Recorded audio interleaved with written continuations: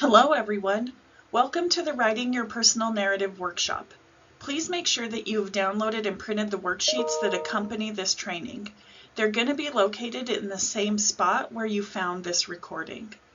My name is Trish Moreno, and I'm one of the consultants on the ITD DBE Supportive Services team here at Project Solutions, Inc. In response to the Interim Final Rule, or the IFR as many of you have heard of it, the Idaho Transportation Department reached out to us as their supportive services partners to develop this workshop to assist you all as small business owners with writing your personal narratives that are now required as part of the certification or reevaluation process. This training will provide technical assistance focused solely on helping you craft and strengthen your personal narrative. Our goal is to support you in developing a well-structured and authentic narrative. Please note, this session does not determine, influence, or assess eligibility related to your personal narrative. It is strictly about writing guidance and best practices. So while we can't guarantee that your personal narrative will meet the qualification standards for DBE certification or reevaluation, the goal is to help you tell your story effectively and write narratives that are clear, concise, and that effectively demonstrate your experiences in economic disadvantage under the new IFR requirements. I'm going to turn my camera off now so I don't block any of the content throughout the presentation, but I'll come back on at the end. So before we talk about writing your personal narratives, let's look at a summary of the key changes that the IFR brought about when it went into effect on October 3rd, 2025. This is by no means a detailed summary of the IFR, but just an overview of key points that could affect your certification and participation in the DBE program. You can visit the link in the QR code on the screen to read the complete IFR if you would like. Our focus today is not to question the legality or the politics surrounding these changes. We're here to help you understand the requirements and confidently write your personal narrative, focusing on how to make it compliant. As we work through this process, remember that Project Solutions will be available to assist you in one-on-one sessions with guidance on your personal narrative. We'll give you that information at the end of the presentation. So the U.S. DOT's IFR has significantly impacted how DBEs are certified and how they participate in federally funded transportation projects. Let's take a closer look at some of those key changes. First off is the elimination of presumptions. Previously, certain groups were presumed to be socially and economically disadvantaged based on race or gender. The IFR removes these presumptions, requiring applicants to individually prove their disadvantage.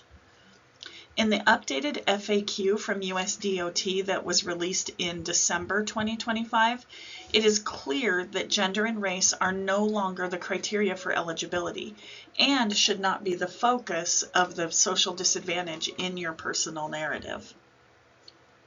Individualized certification is required. Applicants must now submit a detailed personal narrative explaining the specific social and economic barriers that they have faced. Financial documentation, including a personal net worth statement, is also required to support those claims. Mandatory recertification for existing DBEs.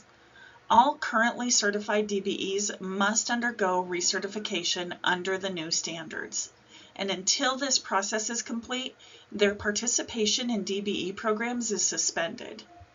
There has been a suspension of DBE goals. Agencies are temporarily prohibited from setting DBE goals or counting DBE participation in contracts until the recertification process is finalized. The program has seen a terminology shift. The rule updates terminology moving from race neutral and race conscious to DBE neutral and DBE conscious to reflect this new approach. There's also been a change in data collection. Race, ethnicity, and gender data will no longer be collected in DBE applications, aligning with the rule's focus on individualized disadvantage rather than group identity. And these changes all came about from direct response to recent legal challenges, including the MAMCO lawsuit and Supreme Court decisions that have really reshaped how affirmative action and race-conscious policies and programs are evaluated. Under the new IFR, the certification process for DBE applicants has fundamentally changed. In the past, certain groups were automatically presumed to be socially and economically disadvantaged, but under the IFR, that automatic presumption based on race or gender has been removed. Now, every applicant must demonstrate disadvantage based on their own individual experiences and circumstances. That means each person must provide individualized evidence, not assumptions and not statistics, but their personal story, and support it with documented facts. A key part of that individualized proof is the personal narrative. This is where you describe your own real experiences, specific moments where you faced barriers, bias, or unequal access that affected your education, employment, or business opportunities. So again, today our focus is not on debating the legality behind the change. Our goal is to make sure you feel confident telling and substantiating your story in a clear, factual, and structured way that aligns with the new requirements. So let's take a closer look at what the personal narrative should include and the best practices to make it effective. Under the new rule, the personal narrative is your opportunity to show individualized proof of disadvantage, not just say that it happened. Certifiers are looking for specific examples that clearly demonstrate how bias, discrimination, or systemic barriers affected your ability to succeed. Each incident should show how your progress was impeded in education, employment, or business, and ideally, how that led to economic harm. For example, you might describe being denied a promotion despite qualifications, losing access to financing, or being excluded from opportunities that others received. Most applicants are encouraged to describe 2 incidents unless one was so pervasive or recurring that it had long-term effects by itself. And remember, these incidents must have taken place within the United States and reflect your own lived experience. The purpose of this requirement is to ensure DBE certification decisions are based on real, documented disadvantage, not assumptions or generalizations. So let's think about that for a minute. Why do you think certifiers might need specific incidents rather than general statements to prove economic or social disadvantage? When we did these trainings live, there were lots of good answers to this question, so I'll read some of those. Because certifiers need proof, not just opinions, specifics make your story real and verifiable. It helps them see the actual impact, not just the feeling. The new rule is about individualized evidence, not assumptions. Specifics make it easier for them to apply the same standard. So, to summarize all of those, your specific examples make your story credible, measurable, and compliant with the IFR. So next, we'll walk through how to identify and write about those incidents step by step. Okay, so now we've established why we're here to talk about personal narratives. Before we begin this exercise, I want to acknowledge something important. Reflecting on experiences of bias or discrimination can be very personal, sometimes emotional and even difficult. I want you to know that there's no judgment here. We are simply working to identify factual experiences that have affected your professional, educational, or business opportunities. The purpose is to help you tell your story clearly and effectively in your personal narrative. Through this workshop, we're going to guide you to select 2 specific incidents that best illustrate social disadvantage that you have experienced. One incident may be enough if it was pervasive, meaning that it was widespread or it was deeply rooted, that it happened repeatedly, affected multiple areas of your life, or created long-term barriers, not just a one-time event. In most cases, though, providing 2 examples helps the certifiers understand the scope of your experiences without creating unnecessary delays in the review process. Our objective is to help this process result in a certification on your first attempt. So first, we're going to focus on the three main areas from the IFR where disadvantage may have occurred. First off is education. This includes denial of access to schools or programs, exclusion from honors or associations, or social pressures that discouraged your professional or business education. Next is employment. This includes unequal treatment in hiring, promotions, pay, benefits, terms of employment, or being steered into non-professional roles. And then lastly, business history. This includes unequal access to financing or contracts, unfavorable lending terms, unequal treatment by customers or business associates, or exclusion from professional networks. Think broadly about your life experiences in these areas. The incident doesn't have to be recent. It can be from any period in your life, as long as it occurred in the United States and had an impact on your educational, professional, or business progress. Because automatic presumptions based on race or gender have been removed, many applicants worry that their experiences might not count. But the IFR makes something very clear. Discrimination and bias come in many forms, not only race or gender. There are several other types of disadvantage that may be relevant, and these experiences can absolutely support your personal narrative when they are specific, documented, and clearly linked to economic harm. Let's look at some examples. First off is socioeconomic bias. For example, being tracked away from advanced or business-related classes because of your family income or the neighborhood you grew up in. That's a form of disadvantage tied to education and opportunity. Accent or language bias. Not related to national origin, but related to the way you speak. Maybe being told you weren't professional enough, or being excluded from client-facing roles, which directly impacts employment progression and earnings potential. Age-based bias is another one. Being denied promotions because you were considered too young or not taken seriously as a business owner with lenders or contractors. Conversely, older applicants may have been passed over for training or advancement because employers preferred younger candidates.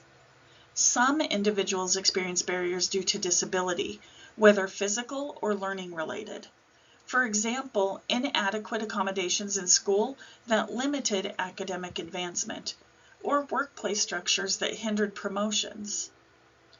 Situations involving veteran status where individuals returning from service face unequal treatment in employment or have difficulty reestablishing business opportunities. Another common form involves caregiver or family responsibilities, particularly if employers made assumptions that you were less committed or less available, leading to missed promotions or reduced opportunities. And then finally, there are institutional barriers. Not personal prejudice, but systemic factors like policies, bureaucratic hurdles, or organizational norms that repeatedly disadvantaged you. What matters most for your personal narrative is not the category. It is the specific incident, the specific impact, and the direct connection to economic harm. So as we move forward in the training, think broadly. Think about experiences where something outside your control held you back in school, at work, or in your business journey, and how that setback translated into a financial or business obstacle. Now we're going to use Worksheet 1 to identify 2 incidents. While you're getting that ready, I'll explain this step of the process. This is where you're going to begin brainstorming for your personal narrative.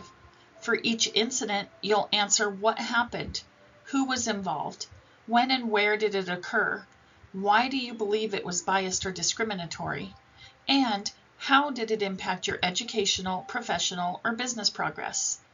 At this stage, you don't need to write full paragraphs or sentences, just short notes or bullet points that capture the key facts. Later, in the next step, we'll turn those notes into narrative paragraphs. Remember, we're looking for chronic or substantial disadvantage, not just minor frustrations. Focus on incidents where the disadvantage caused measurable impact. For example, lost opportunities, delayed advancement, or restricted access to education, employment, or business resources. Think of a time that you faced an obstacle that others in your position didn't. What lasting effect did it have on your business or career path? And then try to identify 2 incidents that are specific, factual, and significant. As you work, ask yourself the questions on the screen. What exactly happened?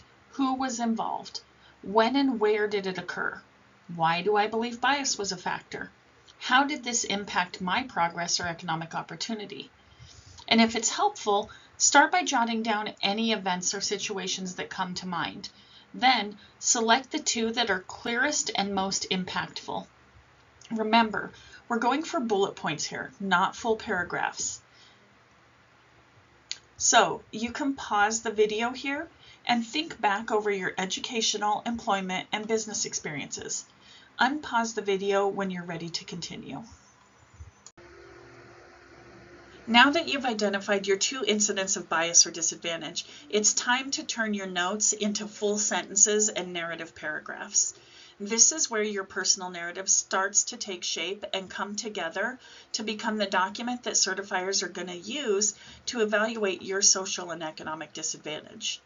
To do this, we're going to use the who, what, when, where, why, and how framework to ensure each incident is complete, factual, and clearly demonstrates how the barrier affected your education, employment, or business success. Remember, your goal is clarity, specificity, and impact, not length. 1 or 2 well-documented incidents are enough. So let's review the 6W questions you're going to answer for each incident. First off is who. Identify the person, group, or institution responsible.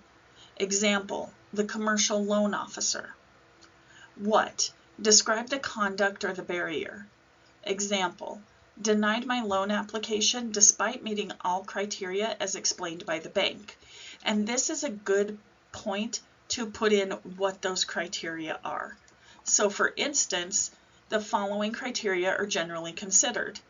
A personal credit score of at least 640, a minimum of 2 years in business is often necessary, and a debt service coverage ratio or DSCR of 1.5 or higher is typically required. And what that means is you make $1.50 for every dollar of outstanding business debt that you currently have. And then sometimes there's fees associated with opening these loans, and those could be waived if you have certain accounts with banks. And then jump to when. Establish the time period. Example, in 2019 while applying for a business loan. Where? Show the context. At ABC Bank National Branch in Boise. Why? Explain why you believe it was bias or discrimination. Example, the officer made comments or asked questions unrelated to financial qualifications, and that could be personal background, age, any of those kinds of things. The decision contradicted the bank's stated criteria and typical practices. Other similarly situated businesses with comparable financials received approval. And then finally, how?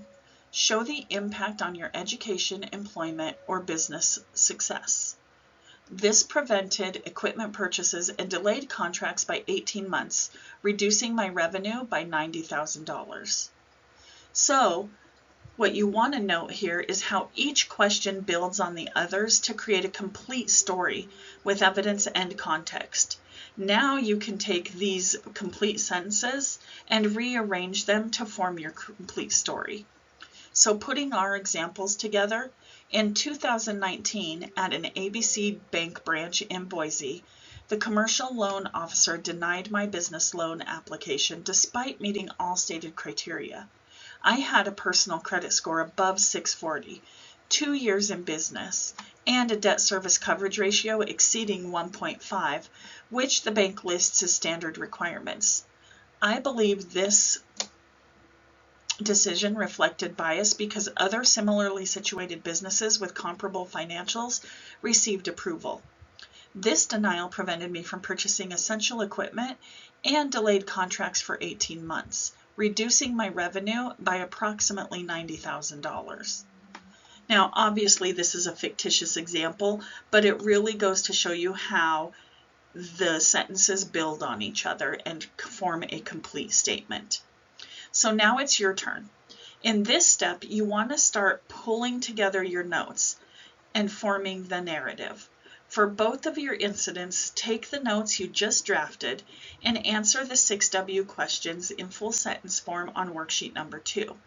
Then, turn your answers into a short paragraph like the example I just went through as a guide. Remember, your goal is clarity, specificity, and impact, not length. Keep your sentences concise and factual. Focus on impact. Certifiers need to see the economic or professional consequence. And remember, since race and gender presumptions have been removed, you want your personal narrative to not focus too much on those presumptions, or it may be found ineligible. Use numbers, dates, or other measurable details if possible. Pause the video and complete worksheet number 2. Unpause when you're ready to continue. Now that you've drafted your 2 narrative paragraphs using the who, what, when, where, why, and how framework, it's time to connect your experiences to measurable economic harm. This is one of the most important parts of your personal narrative. Under the IFR, you have to show that the barriers or incidents you described had a real negative effect on your ability to advance in education, employment, or business. It's not enough to show that bias occurred. You have to show how it impacted your income, your opportunities, or your access to capital. Economic harm doesn't always mean a specific dollar amount, though it helps if you can specifically estimate one.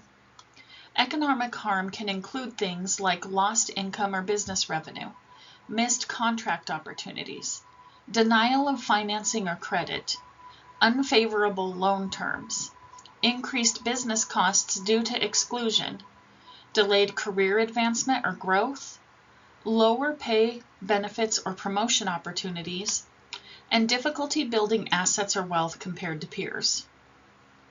Your goal is to show cause and effect. The barrier caused a measurable or describable financial setback or slowed your progress compared to similarly situated individuals who didn't face that bias. So let's look at a couple of examples to make this concrete. Example number 1 is tied to business financing. In 2020, I was denied a $75,000 small business loan despite meeting the lender's standard qualifications. Another business with similar revenue and credit profile received approval. Because of the denial, I couldn't purchase equipment I needed to expand into a new service line, and as a result, I lost an estimated $120,000 in potential contracts that year. Example number 2 is tied to employment. During my early career, I was consistently passed over for promotions despite positive performance reviews and meeting all required qualifications. Employees with similar tenure and qualifications advanced ahead of me, and this delayed my advancement into management by approximately 5 years, costing me higher wages and retirement contributions during that period. So notice how each example connects the incident to a clear, measurable outcome.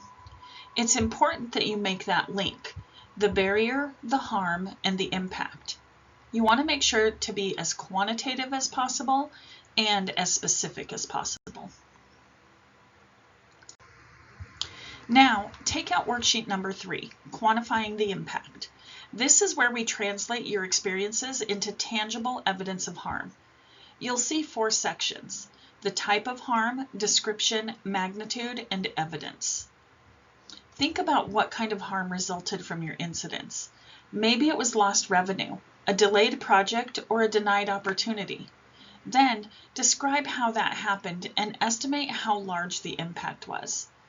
In the last section, you're going to jot down any evidence that could support your story. Things like letters, emails, loan denials, or bid records. Don't worry if you don't have those documents ready to go today. The goal here is simply to note that you could provide or describe it clearly in your narrative. Now, go ahead and pause the recording and complete worksheet number 3 for each of your 2 incidents. Unpause when you're ready to continue. Once you've described your economic harm, you'll link it to your personal net worth statement. This is part of your supporting documentation for DBE certification. Your personal net worth shows your current financial position, but your narrative explains why your financial position reflects disadvantage, and together they should demonstrate that you are economically disadvantaged in fact, relative to similarly situated individuals. For example, if you were denied access to credit or delayed in business growth, your lower asset base or business equity compared to peers supports your narrative. Be sure to reference that connection briefly at the end of your personal narrative. So an example closing line could be, these experiences have contributed to my current financial position, which is reflected in my personal net worth statement attached to this application. Now just take a minute here to reflect on what you've written so far. This process isn't just about compliance.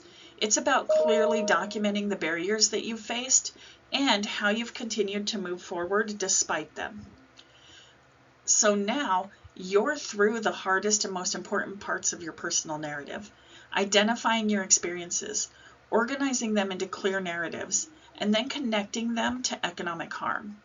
These are the key elements that are going to be evaluated under the new IFR standards.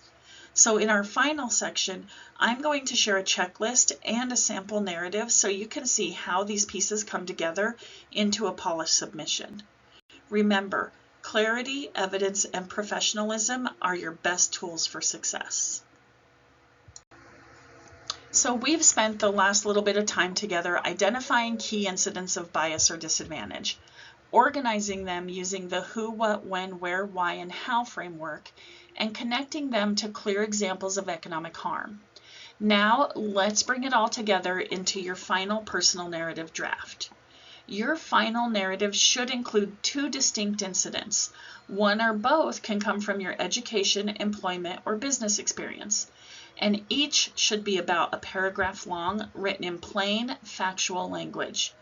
Think of it as telling the story of what happened, how it affected you, and how that connects to your economic position today. Each incident should follow the 6W1H format. So let's read through a sample submission together. So our first example is around employment bias. In 2015, while working as a project manager at a regional construction firm in Idaho, I applied for a senior project manager position. I exceeded the listed qualifications and had successfully led several high-value projects. The position was instead given to a less experienced employee who was part of the same social network as upper management. I was later informed that I wasn't a fit for the leadership culture, which effectively excluded me from consideration. Because of this, I remained in a lower paying role for 3 more years, resulting in an estimated loss of $25,000 per year in wages and benefits compared to the compensation for the senior role.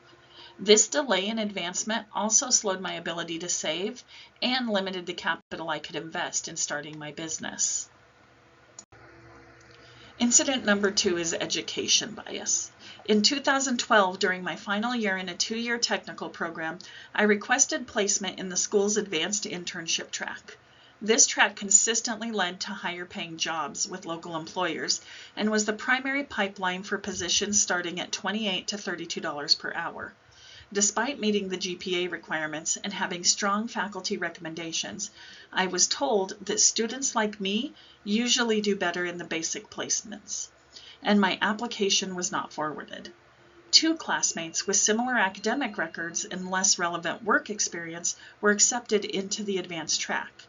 And because I was placed in a basic internship instead, my post-graduation job offer was for $17 per hour, $11 less than the average starting wage for graduates from the advanced internship program. It took me nearly 4 years to reach the salary level that those classmates earned in their first year. This delay reduced my cumulative earnings by an estimated $45,000 to $60,000 and slowed my ability to save, build credit, and qualify for early financing for my business.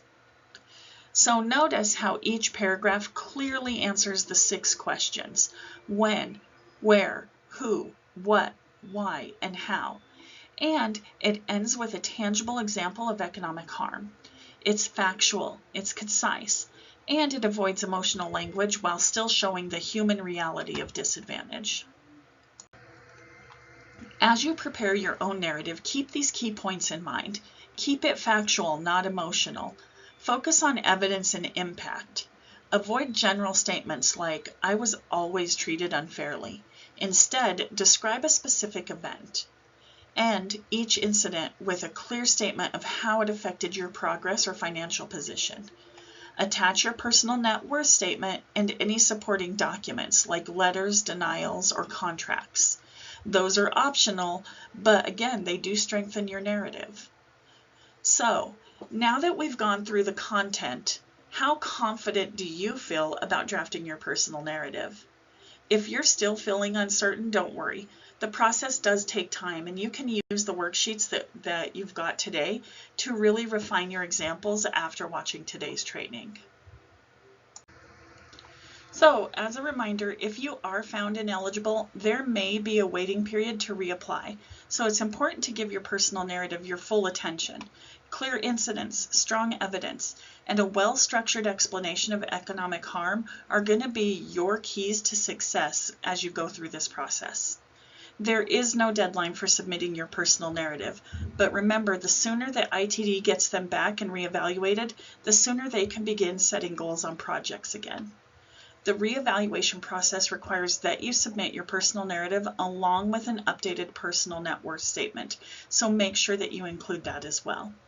We know that you may need additional support and assistance in completing your personal narratives, and there have been services popping up all over the internet that charge for personal narrative assistance and training, but thanks to the supportive services funding from ITD, our services are provided at no cost to you.